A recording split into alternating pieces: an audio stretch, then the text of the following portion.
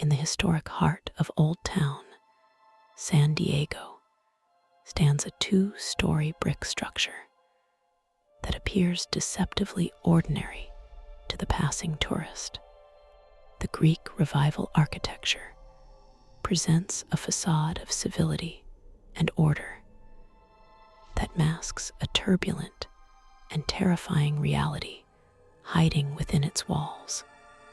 For over a century, this building has been the epicenter of paranormal activity that defies logical explanation and chills the blood of skeptics. It is not merely an old house with creaky floorboards, but a psychic container for tragedy and despair.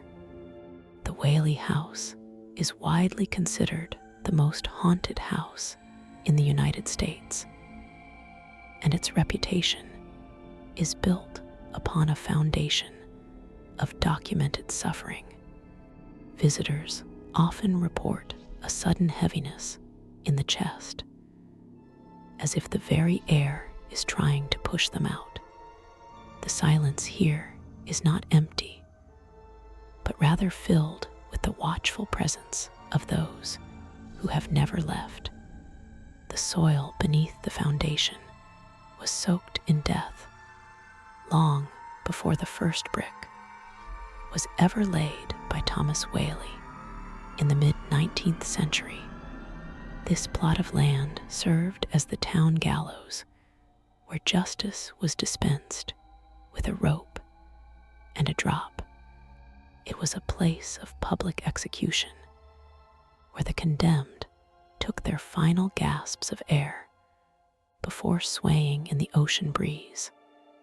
The energy of these violent ends did not simply dissipate into the ether, but seeped into the ground itself.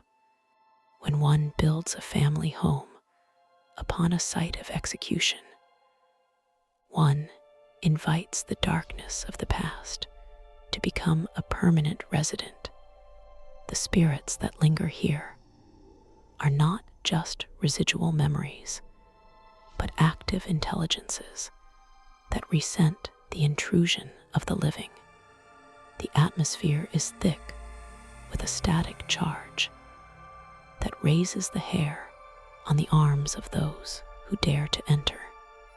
The most infamous spirit tied to this land is that of James Robinson, who was better known to the locals as Yankee Jim. In the year 1852, this man was convicted of grand larceny for attempting to steal a boat in the harbor. His punishment was severe and immediate, as the town sought to make an example of him to other potential criminals. He was dragged to the gallows, which stood exactly where the archway between the parlor and the music room now sits. Robinson was a tall man, and the gallows had been constructed poorly without accounting for his height. The execution was a gruesome and botched affair that resulted in prolonged agony rather than a swift death. His feet dragged upon the ground as he slowly strangled for nearly 45 minutes before finally expiring. Thomas Whaley was a witness to this horrific spectacle and stood among the crowd watching the life drain from Yankee Jim. Despite witnessing such a grim event on the property, Thomas felt no hesitation in purchasing the land just a few years later. He was a pragmatic businessman who saw the value of the location and ignored the superstitious warnings of the locals. He believed that the past could be buried and that a new legacy could be built atop the old one. He acquired the deed and began making plans for a magnificent home that would serve as a symbol of his success. However, he could not have known that the land had already claimed its first victim, and that the debt of blood was not yet fully paid. The decision to build here would seal the fate of his family for generations. The construction of the house began in 1856, using bricks made from the clay of the very ground where Yankee Jim had died. It was the first 2-story brick house in Southern California and was designed to be the finest home in San Diego.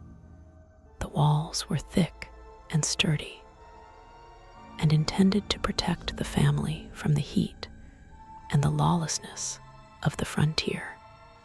Yet as the walls went up, they seemed to trap the dark energy of the location within the structure. The granary and the courtroom were added to the complex, creating a hub of commerce and justice. Thomas Whaley had built a fortress for his family, but he had inadvertently constructed a prison. The spirits were now enclosed within the brick and mortar, waiting for the moment to make themselves known. Thomas and his wife Anna moved into their new home with high hopes for a prosperous future in the growing town. They filled the rooms with fine furniture and the laughter of their children and the sounds of a busy household. For a brief time, the shadows seemed to recede, and the house felt like a sanctuary. But the peace was merely a facade covering the unrest that bubbled beneath the surface. The family soon began to notice subtle changes in the atmosphere, especially in the quiet hours of the night. The air would turn inexplicably cold, even in the heat of the summer, and doors would drift open on their own. It was the beginning of a haunting that would plague the Whaley family for the rest of their lives. The first undeniable sign of the supernatural was the sound of heavy footsteps echoing from the upper floors when no one was there. These were not the light steps of a child or the rustle of a dress, but the heavy boot falls of a large man. The sound was distinct and rhythmic, as if someone were pacing back and forth in deep frustration. Thomas Whaley himself recognized the sound, and the terrifying realization struck him cold. It sounded exactly like the heavy tread of Yankee Jim, the man he had watched die on this very spot. The ghost of the hanged man had apparently refused to move on, and was now stomping through the house that occupied his place of execution. The family learned to live with the sounds, but the fear never truly left them. The haunting of Yankee Jim was only the prologue to the personal tragedies that would strike the Whaley family directly. In 1858, their infant son, Thomas Whaley Jr., was struck down by scarlet fever at just 18 months old. The loss of their first son devastated Thomas and Anna and cast a pall of grief over the household. The small body was carried out of the house, but his spirit seemed to remain tethered to the nursery. Soon after his death, the family began to hear the soft sounds of a baby crying in the night. Tiny footsteps were heard pattering down the hallway, followed by the sound of a giggle. The grief of the mother acted as a beacon, keeping the child bound to the earthly plane. The sorrow in the house was compounded by financial difficulties and a devastating fire that destroyed Thomas Whaley's general store nearby. The stress of these events forced the family to move to San Francisco for several years, leaving the San Diego house empty. During their absence, the house stood silent and abandoned, accumulating dust and rumors among the townspeople. Locals would cross the street to avoid walking in its shadow, whispering that the house was cursed. When the Whaley family finally returned to San Diego in 1868, they hoped for a fresh start. They did not realize that the entities residing in the house had only grown stronger in the silence. The return would mark the beginning of the darkest chapter in the family history. Upon their return, the activity in the house escalated from mere sounds to physical manifestations and overwhelming feelings of dread. The heavy footsteps of Yankee Jim continued, but now they were accompanied by the smell of cigar smoke appearing out of nowhere. Anna Whaley reported feeling a presence standing behind her while she worked in the kitchen. The children spoke of seeing figures in the shadows and feeling cold hands brushing against them. The house seemed to feed on the anxiety of the living, growing more active. As the family became more stressed, Thomas tried to maintain a stoic exterior, but the strain was evident in his weary eyes. He was fighting a battle on two fronts against his financial woes and the unseen forces in his home. The most tragic figure in the history of the Whaley house is undoubtedly their daughter, Violet Whaley. She was a sensitive and artistic young woman who absorbed the melancholy atmosphere of the home more than the others. In 1882, she married a man named George Bertolacci, hoping to escape the heaviness of her family home. However, her husband proved to be a con artist who only married her for her family's perceived wealth. He abandoned her shortly after the wedding, leaving her humiliated and heartbroken. Violet was forced to return to the Whaley house in disgrace, bearing the stigma of a divorcee in the conservative Victorian era. The weight of her shame and the dark energy of the house began to crush her spirit. Violet spent her days in the house, sinking deeper into a profound depression that alarmed her family and friends. She rarely left her room and spent hours staring vacantly out the window at the dusty streets of Old Town. The house, which had always been a place of unease, now felt like a tomb to the young woman. The spirits that walked the halls seemed to whisper to her, amplifying her despair and hopelessness. Her mother, Anna, tried to comfort her, but the gloom that hung over Violet was impenetrable. The psychological toll of the haunting, combined with her personal trauma, created a dangerous volatility. The stage was set for the most horrific event to ever occur within the Whaley residence. On the morning of August 1885, the tension in the house reached its breaking point.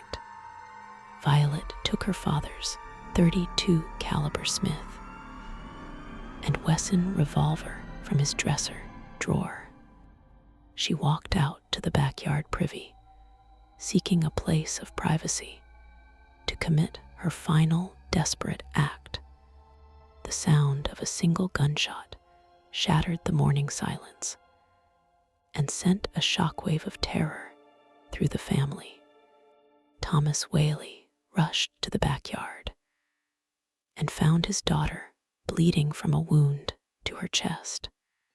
She was still alive, but the damage was catastrophic, and the look in her eyes was one of pure agony. The horror of that moment burned an image into the location that would replay for eternity. Thomas lifted his dying daughter in his arms and carried her bleeding body back into the house. He laid her on the sofa in the parlor, where the family gathered around her in helpless grief.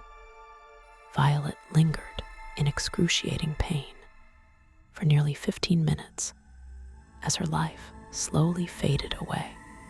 Her final words were a heartbreaking plea for relief and forgiveness before she took her last breath. The parlor where she died became the epicenter of a new and profound sorrow. The emotional imprint of her suicide was so intense that it permanently altered the energy of the room. From that day forward, the parlor felt significantly colder than the rest of the house. The suicide of Violet Whaley cast a long shadow over the family and solidified the house's reputation as a cursed place. The community ostracized the Whaleys, viewing the suicide as a moral failing and a scandal. Thomas Whaley was a broken man, having lost a son and now a daughter to the cruel fates. He withdrew from public life and spent his remaining years wandering the halls of the house he had built. The heavy footsteps of Yankee Jim were now joined by the sorrowful weeping of a woman heard late at night. The house had claimed another soul, and the collection of spirits was growing. The line between the living and the dead was becoming increasingly blurred. Thomas Whaley died in the house in 1890, followed by his wife Anna in 1913. With the passing of the original family members, the house fell into a state of disrepair and abandonment. It stood as a decaying monument to a bygone era, with peeling paint and broken windows. For decades, it sat empty of the living, but full of the dead, who continued their spectral routines. Vandals and thrill seekers who broke into the property reported terrifying encounters with angry apparitions. They spoke of a man in a frock coat who would glare at them from the top of the stairs. The house demanded respect, even in its dilapidated state. In the mid-20th century, the house was saved from demolition and restored to its former glory as a museum.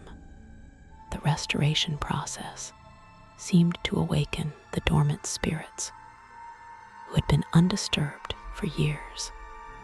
Construction workers reported tools moving on their own, and the feeling of being watched by unseen eyes. The opening of the museum invited thousands of visitors to walk through the rooms where the family had lived and died. This influx of energy seemed to fuel the paranormal activity, creating a hotbed of supernatural occurrences. The Whaley House was no longer a private residence, but a public theater for the unexplained. Tourists came seeking history, but often found something far more disturbing. One of the most frequently cited apparitions is that of a young woman in a long dress wandering the second floor. Visitors often mistake her for a docent in period costume until she vanishes before their eyes. She is often seen in Violet's room, standing near the window where she spent so many depressed hours.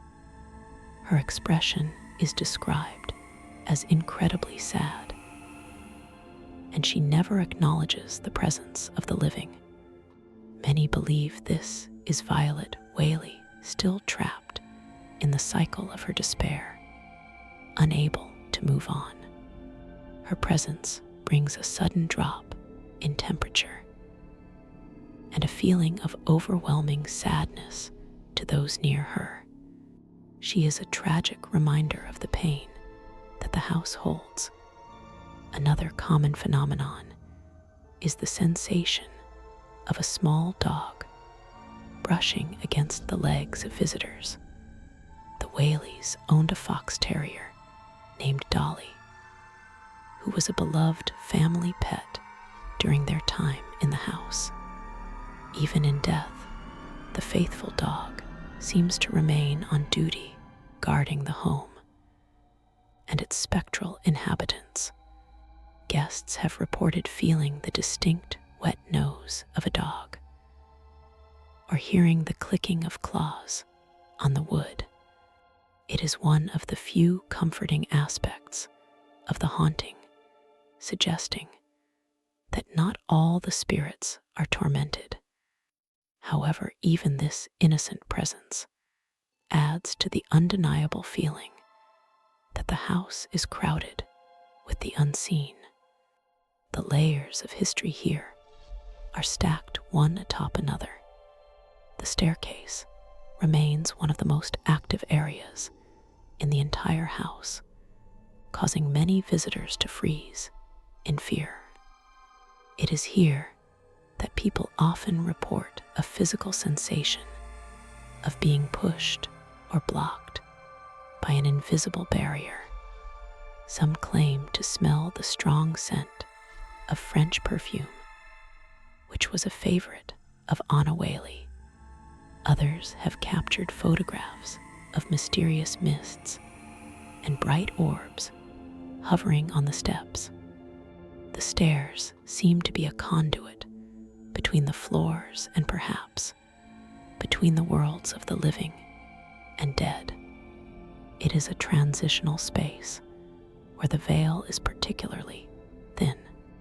Walking up those stairs requires a courage that many find they do not possess. The most aggressive activity is often attributed to the spirit of Yankee Jim, who haunts the archway where he died. Visitors standing in this spot have reported a sensation of a rope tightening around their throats. They struggle to breathe and feel a crushing weight on their chest that induces panic. It is a terrifying reenactment of the strangulation that killed the outlaw over a century ago. This physical assault is rare, but documented enough to serve as a severe warning.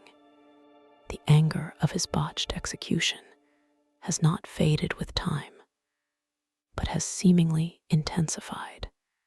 He remains the dark guardian of the ground floor, ensuring his suffering is never forgotten. The courtroom, which served as the seat of justice for San Diego, has its own distinct and oppressive atmosphere. Visitors often feel a sense of judgment and anxiety when entering this wood-paneled room. It is said that the spirits of those who were condemned here still linger, pleading their cases to an empty room. The air is often stagnant and heavy, carrying the residual stress of legal battles fought long ago. Shadow figures have been seen sitting in the audience, chairs only to dissolve when approached. The courtroom is a reminder that the Whaley House was a place of conflict and punishment.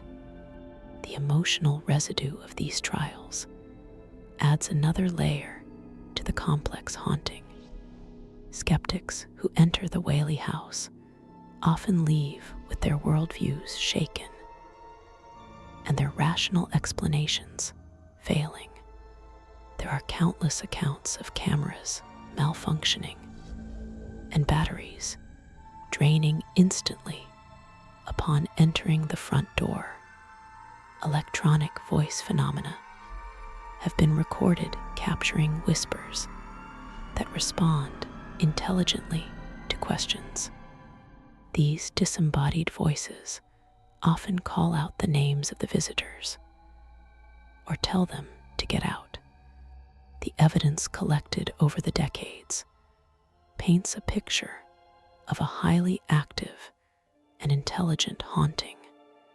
It is not merely a recording of the past, but an interactive environment. The house seems to be aware of every person who steps across the threshold. The dining room is frequently the site of a phantom dinner party, where the sounds of silverware and conversation are heard. Staff members opening the house in the morning often find the table settings rearranged or chairs moved. It is as if the Whaley family continues to host gatherings in the afterlife, oblivious to the passage of time. The smell of cooking food sometimes wafts from the kitchen, where no stove has been lit for years. These domestic scenes are eerie in their normalcy, juxtaposed against the reality of the empty museum. It suggests that for the entities here, the house is still their home, and the living are the intruders. There is a particularly disturbing account involving the ghost of Thomas Whaley appearing to a young girl. She described seeing a man in a black hat and coat standing at the top of the stairs, watching her. When she pointed him out to her parents, there was no one there, but the girl remained adamant. Later, when shown a portrait of Thomas Whaley, she identified him immediately as the man she had seen. The patriarch of the family seems to maintain a vigilant watch over his property, ensuring his legacy endures. His presence is described as authoritative and stern, much as he was in life. He is the master of the house, forever bound to the bricks he laid. The windows of the upper floor are a constant source of fascination for those walking by on the street outside. Passers-by frequently report seeing curtains move when the windows are closed and locked. Faces are seen peering out from behind the glass, looking down at the modern world with confusion or malice. Police officers on patrol have even reported lights turning on and off inside the locked building at night. These visual manifestations serve as a constant reminder to the town that the house is never truly empty. The barrier between the interior of the house and the exterior world is fragile. The spirits seem to yearn for connection to the world they left behind. Paranormal investigators have spent countless nights inside the Whaley House, attempting to document the activity. They have captured thermal images showing human-shaped heat signatures moving through the cold rooms, audio recordings have picked up distinct sentences, including warnings and cries for help. One famous recording captures a child's voice saying a phrase that sounds like "I am not dead." These investigations provide scientific backing to the anecdotal stories that have circulated for years. The data suggests that the energy in the house is fluctuating and responsive. It is a rare location where the paranormal is not the exception, but the rule. The question of why the spirits remain is one that haunts those who study the history of the Whaley family. Perhaps it is the tragic nature of their deaths, or the sheer force of their emotional attachments. Thomas invested his entire identity into this house, and Violet lost her life within its walls. They are bound to the location by trauma and pride and unfinished business. The energy of the gallows ground may act as a battery, keeping their spirits energized and present. Whatever the reason, they seem unable or unwilling to cross over to the other side. They are trapped in a loop of their own making, destined to repeat their history. The psychological impact of the house on the staff who work there cannot be overstated. Many have quit after only a few days, unable to cope with the constant feeling of being watched. They report objects vanishing and reappearing in impossible places, and lights flickering in response to conversation. The stress of working in such a charged environment takes a toll on the mental health of the employees. They learn to navigate the house with a respectful caution, acknowledging the unseen residents. It is a workplace where the colleagues are not all living. The boundary between the past and present is non-existent for them. As night falls over Old Town, San Diego, the Whaley House takes on a sinister silhouette against the dark sky. The streetlights cast long shadows that seem to reach out from the property like grasping fingers. The noise of the tourists fades away, leaving the house in a silence that is heavy and pregnant with anticipation. It is in these hours that the house truly comes alive with the echoes of the past. The footsteps begin their nightly patrol, and the sorrowful weeping drifts from the upper windows. The house breathes with a life of its own, independent of the world around it. The legacy of the Whaley House is one of enduring mystery and unceasing paranormal activity. It serves as a grim reminder that some places act as magnets for tragedy and death. The family that sought to build a dynasty instead built a mausoleum for their own suffering. Their stories are etched into the very molecules of the building, waiting to be told to anyone who listens. The tragedy of the Whaley family is not that they died, but that they never truly left. They are immortalized in their pain. To enter the Whaley House is to step into a shared nightmare that has lasted for over 150 years. It is a place where the dead have the final say, and the living are merely guests. The heavy boots of Yankee Jim, and the cries of the infant, and the despair of Violet are eternal. The house stands as a testament to the fact that the past is never truly dead. It waits in the shadows and under the floorboards and in the cold spots on the stairs. And when you leave, you may find that a piece of the darkness follows you home.